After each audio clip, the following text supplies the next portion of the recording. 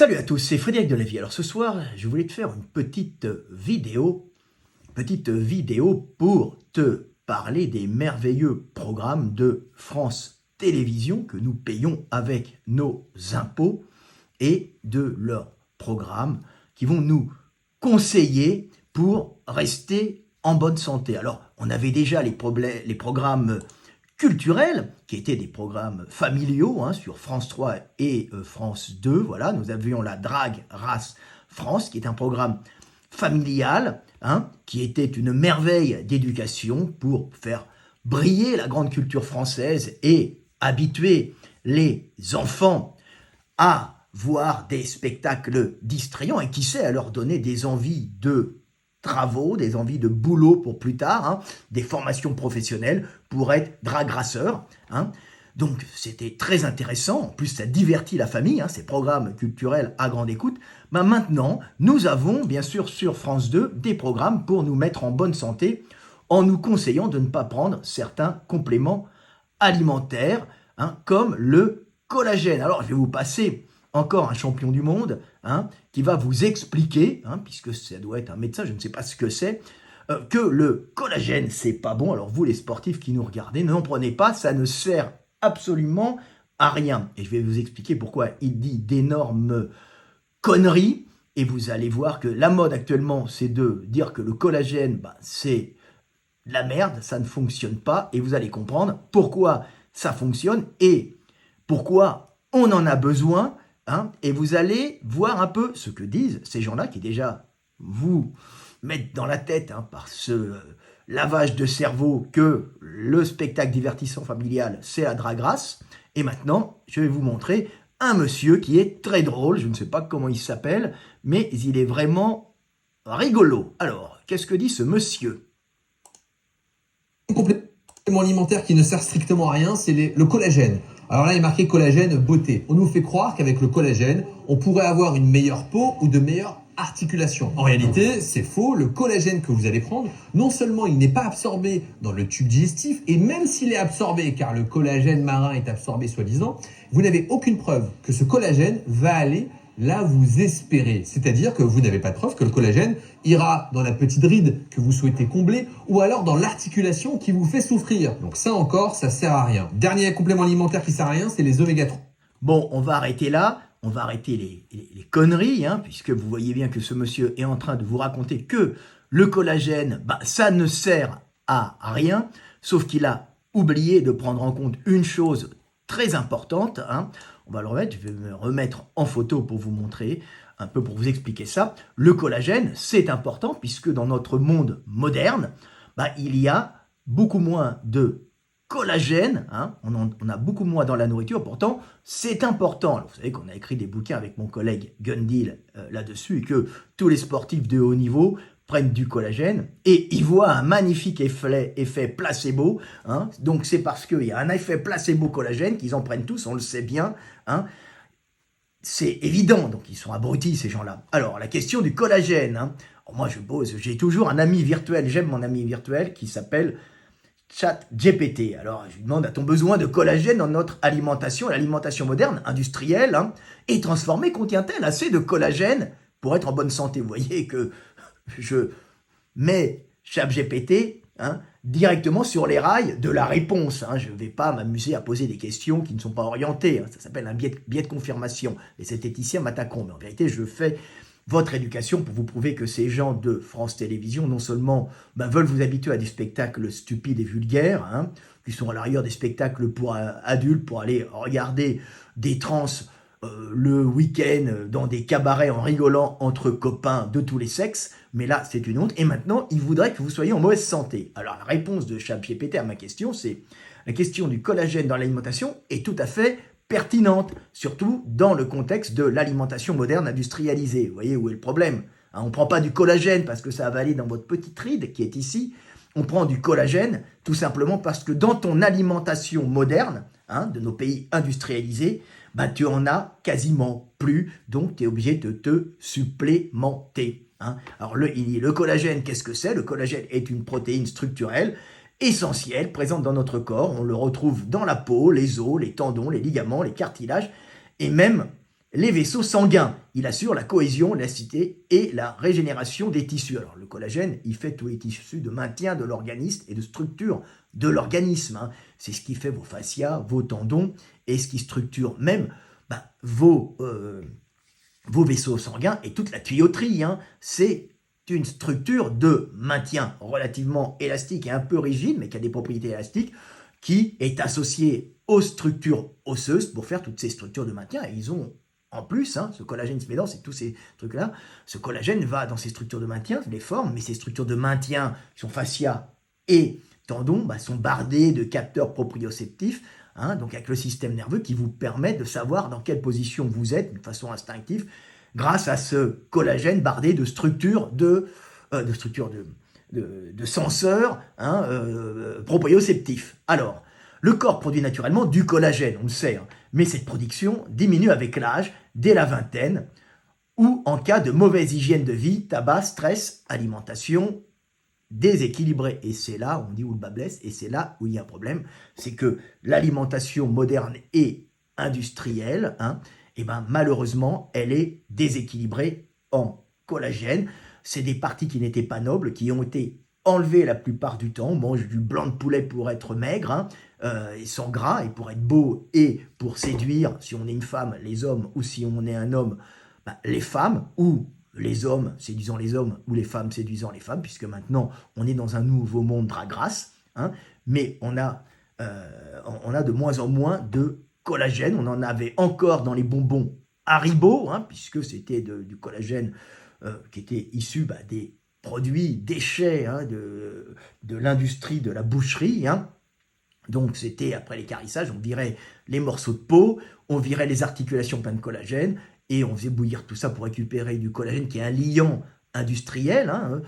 C'est ce qu'on retrouve aussi, on en utilise, on fait bouillir pour faire le liant, pour faire dans les peintures, comme Léonard de Vinci passe des protections de collagène. C'est une protéine qui dure très longtemps et qui protège, c'est un tissu de maintien, c'est un truc très, très résistant et en même temps élastique quand c'est dans le corps humain et hydraté, puisque ça s'associe bien sûr à d'autres molécules.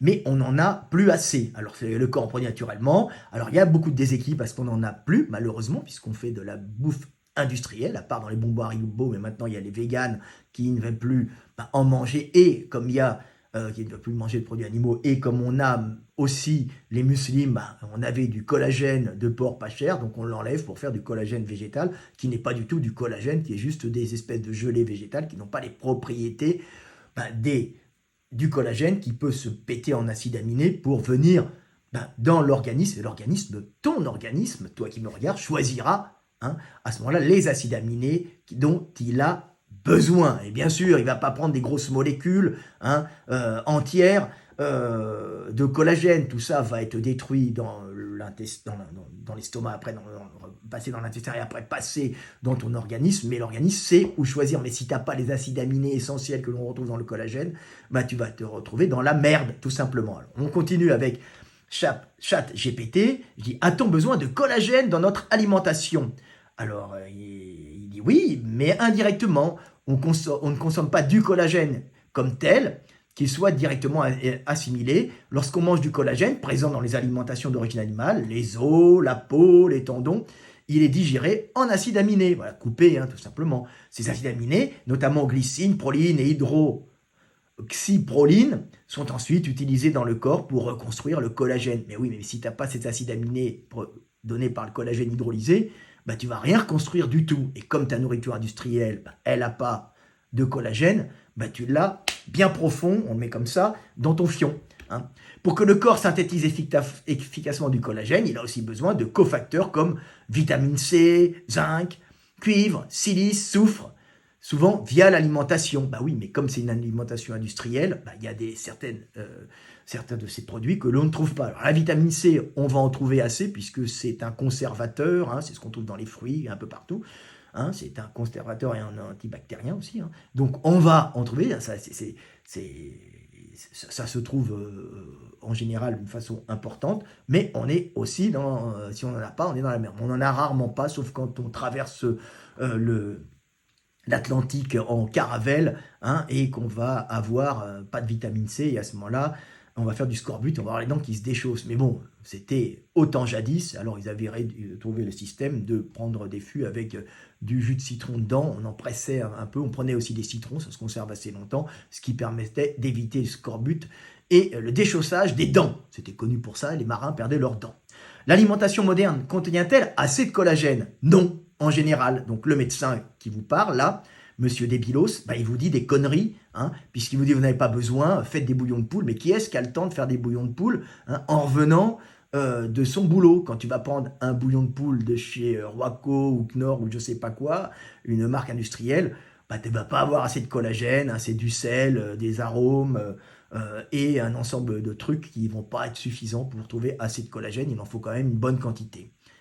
L'alimentation moderne ultra transformée et industrielle, tu vois, on n'en trouve pas. Évite les parties animales riches en collagène, œufs, os, tendons, cartilage, peau, se concentre sur les muscles, filets, steaks, qui contiennent peu de collagène. Même un bon filet de steak, une bonne entrecôte, ça contient du gras, des acides gras essentiels. C'est pas si mauvais que ça, ça vous fait monter votre cholestérol, mais ça vous permet d'avoir des stérols et de vous permettre d'avoir un bon taux hormonal et de pouvoir synthétiser à ce moment-là votre petite testostérone pour avoir le brakmar et pour désirer Bobonne, ou inversement pour que Bobonne ait ses estrogènes et vous désire. Voilà.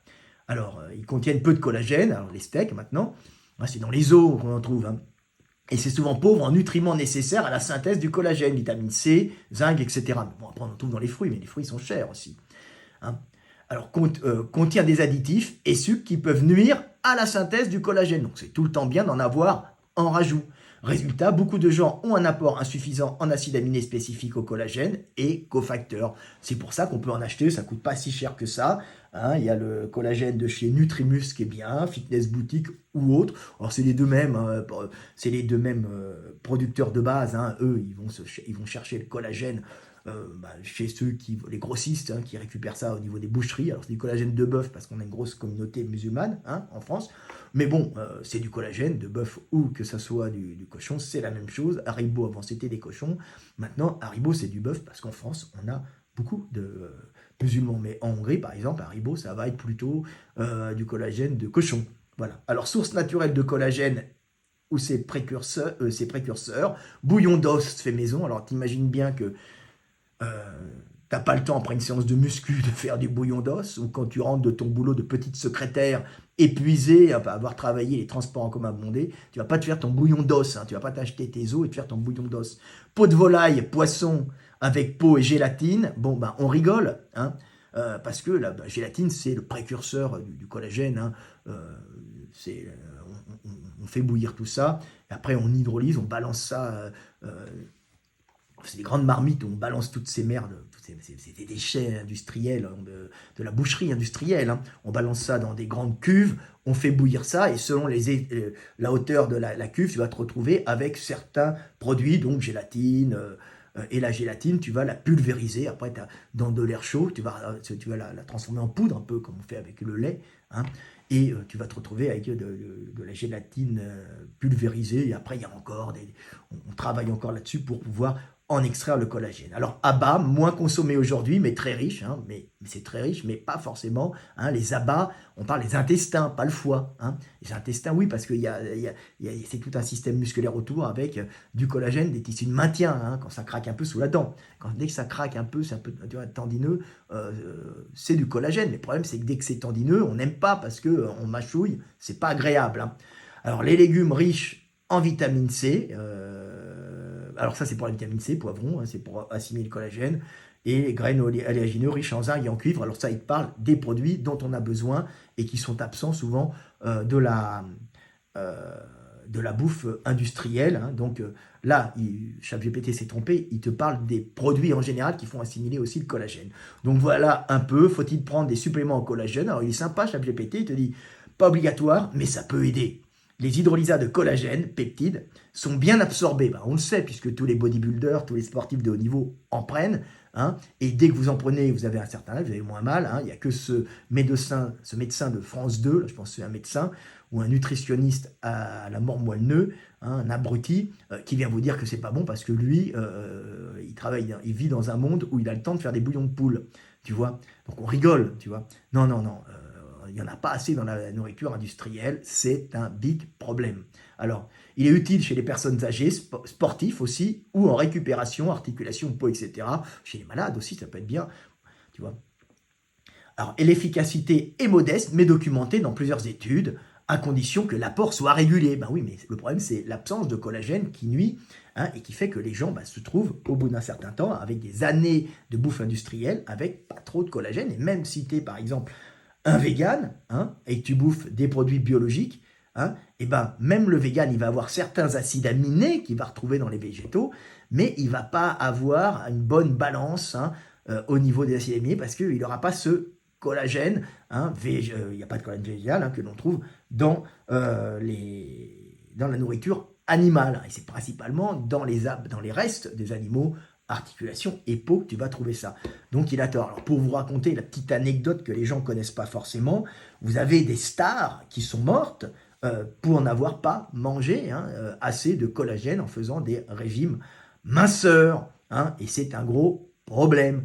Vous avez par exemple la Calas, qui était une grande chanteuse, hein. Le problème, c'est que la Calas, elle chantait merveilleusement bien, mais elle était grosse, hein. Elle faisait le quintal. Et elle n'avait pas de succès parce qu'elle n'était pas très belle, mais elle chantait merveilleusement bien. Et un jour, elle a eu la bonne idée de faire un régime.